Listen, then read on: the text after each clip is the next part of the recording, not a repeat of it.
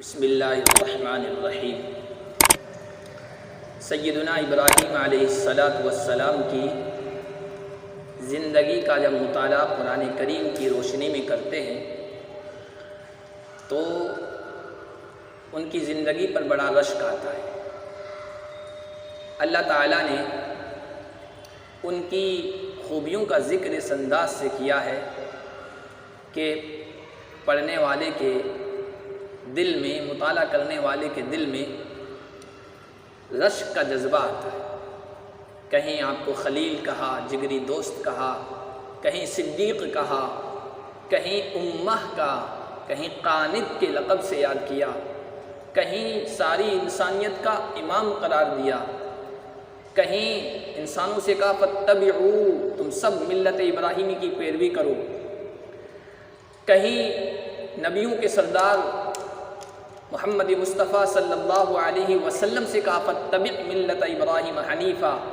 آپ ابراہیم کی ملت کی طریقے کی پیروی کیجئے، کہیں یہاں تک کہا کہ وَمَن يَرْغَبُ عَن مِلَّةِ إِبْرَاهِيمَ إِلَّا مَنْ سَفِيَ نَفْسَهُ، ابراہیم کے طریقے سے اعراض وہی برتے گا، منہ وہی پھیرے گا، یا آگ میں دلچسپی وہی لے گا جو بے وقوف ہے، احمق ہے۔ یہ ساری خوبیاں اللہ تعالیٰ نے کیوں بیان فرمائی؟ یہ مقام بلند حضرت ابراہیم کو کیسے ملا؟ یہ حسب نسب کی وجہ سے نہیں، مال و منال کی وجہ سے نہیں، حسن و جمال کی وجہ سے نہیں، زر و سیم کی وجہ سے نہیں، بلکہ توحید کے راستے میں قربانیاں دینے کی وجہ سے۔ حضرت ابراہیم کی زندگی آزمائشوں، قربانیوں اور اطاعتوں کی ایسی لازوال داستان ہے کہ جب بھی اس داستان کو دہرایا جاتا ہے، پڑھا جاتا ہے تو اندر سے ایمانی جذبہ تازہ ہوتا ہے، اطاعت خداوندی کا جذبہ ابھرتا ہے۔ سیدنا ابراہیم علیہ السلام کی وہ کون سی خوبیاں ہیں جن کا خاص طور پر اللہ تعالیٰ نے ذکر فرمایا ہے، اس کا تذکرہ مقصود ہے۔ اللہ تعالیٰ نے قرآن میں وہ خوبیاں اس لیے ذکر فرمائی ہیں تاکہ ہم ان کو اپنائیں۔ ہم ابراہیم تو نہیں بن سکتے، پیغمبری تو نہیں حاصل کر سکتے، لیکن ان کی خوبیوں سے متصف ہو سکتے ہیں، ان کے اوصاف کو اپنا سکتے ہیں۔ سب سے نمایاں خوبی، سب سے پہلی خوبی، سب سے امتیازی وصف حضرت ابراہیم کا وہ توحید کا علم بردار ہونا ہے، اور شرک سے بیزاری ہے، توحید کی علم برداری ہے۔ اور اس سلسلے میں اللہ تعالیٰ کی گواہی سے بڑھ کر سچی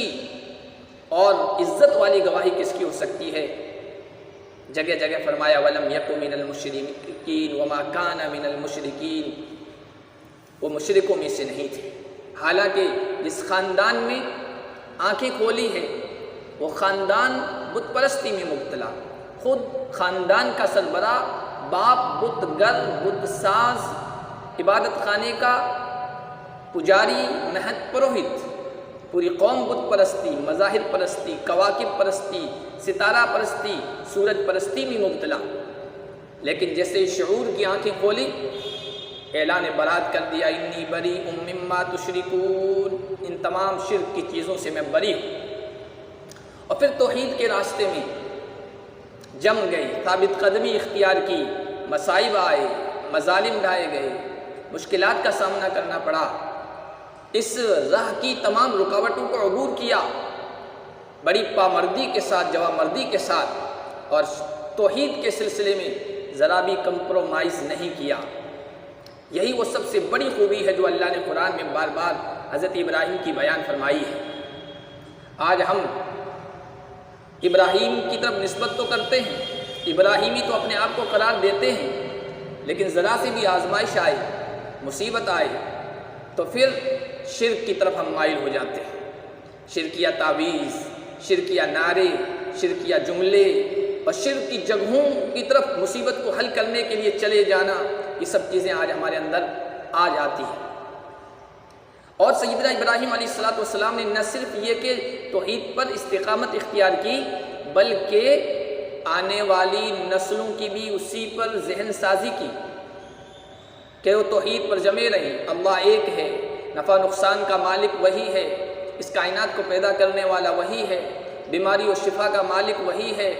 تخت سلطنت پر بٹھانے والا بھی وہی ہے، تخت دار پر چڑھانے والا بھی وہی ہے، عزت و ذلت کا مالک بھی وہی ہے، صحت و تندرستی اور بیماری دینے والا بھی وہی ہے۔ ساری کائنات کا تمام اختیار و کنٹرول صرف ایک اللہ کے پاس ہے۔ اس پر اپنی نسلوں کی ذہن سازی کی، پوری زندگی توحید کی تبلیغ کرتے رہے اور ساتھ ساتھ اپنی اولاد کو بھی تاکید کرتے رہے۔ وَوَصَّى بِهَا إِبْرَاهِيمُ بَنِيهِ وَيَعْقُوبُ، ابراہیم نے اپنی اولاد کو بھی اسی توحید کی تاکید کی، وصیت کی کہ میری اولاد، میری نسلوں اس پر ڈٹے رہنا، اس پر جمے رہنا۔ حالانکہ پوری زندگی شرک کی تردید اور توحید کے پرچار میں گزری، پورا خاندان پیغمبری والا ہے، ایسا خاندان تو اس کا تصور یہ ہو جاتا ہے کہ ہم تو دیندار ہیں، ہماری آنے والی نسلیں کیسے گمراہ ہو سکتی ہے؟ لیکن سیدنا ابراہیم کے ذہن میں یہ بات تھی کہ عوام میں یہی چیز گمراہی کا اور ضلالت کا باعث بنتی ہے۔ چنانچہ اپنی اولاد کو بھی توحید پر ڈٹے رہنے کی وصیت کی، اور صرف وصیت نہیں کی، تاکید نہیں کی، بلکہ اللہ تعالیٰ سے دعا بھی مانگی، اے اللہ وَجُنُبْنِي وَبَنِيَّ أَن نَعْبُدَ الْأَصْنَامَ، تیری توفیق کے بغیر کچھ نہیں ہو سکتا ہے، تو اس کی توفیق دے کہ میں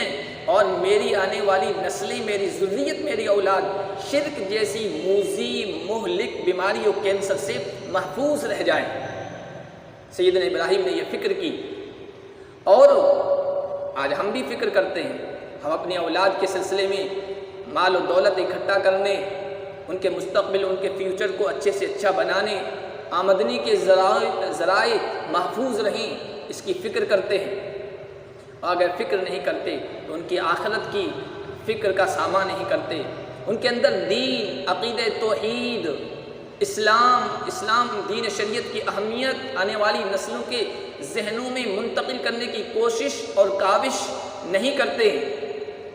باقی سب فکریں کرتے ہیں۔ اس سلسلے میں ہم بہت بڑی غفلت برت رہے، حالانکہ ارد گرد کا جو ہمارا ماحول ہے وہ اتنا خطرناک ہے کہ اس سلسلے میں سازشیں ہو رہی ہے، پلاننگ ہو رہی ہے، اور چھپ کر نہیں، کھلم کھلا، کہ ہماری نسلوں کو شرک کی گندگیوں میں مبتلا کر دیا جائے اور ان کی گھر واپسی کرائی جائے، کفر و شرک میں مبتلا کر دیا جائے۔ یہ ماحول ہے، ایسے ماحول میں ان لوگوں کی ذمہ داری بنتی ہے جو ابراہیم کی طرف اپنی نسبت کرنے کو فخر سمجھتے ہیں،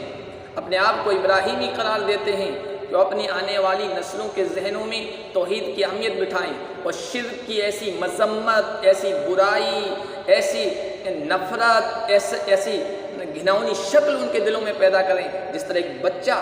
نجاست، گندگی، بول و براز، پیشاب پاخانے سے نفرت کرتا ہے، شرک کی کوئی چیز آتے ہوئے ہماری آنے والی نسلیں اسے نفرت کریں، اور کوئی بھی ایسی چیز آئے کہ جو ان کے ذہن میں کھٹکے کہ کہیں یہ شرک تو نہیں ہے۔ ہماری آنے والی نسلوں کا اگر ہم نے ایسا ذہن بنا لیا تو ہم ابراہیم کی طرف نسبت کرنے کو اب فخر سمجھیں گے اور اس فخر کے حقدار کہلائیں گے، ورنہ ہماری یہ جو غفلت ہے، اس غفلت کا نتیجہ اور انجام بہت برا ہوگا۔ اللہ پاک نسبت اس ابراہیمی کا جو تقاضا ہے اس پر عمل کرنے اور نسبت ابراہیمی کا لحاظ کرنے اور حق ادا کرنے کی توفیق عطا فرمائے۔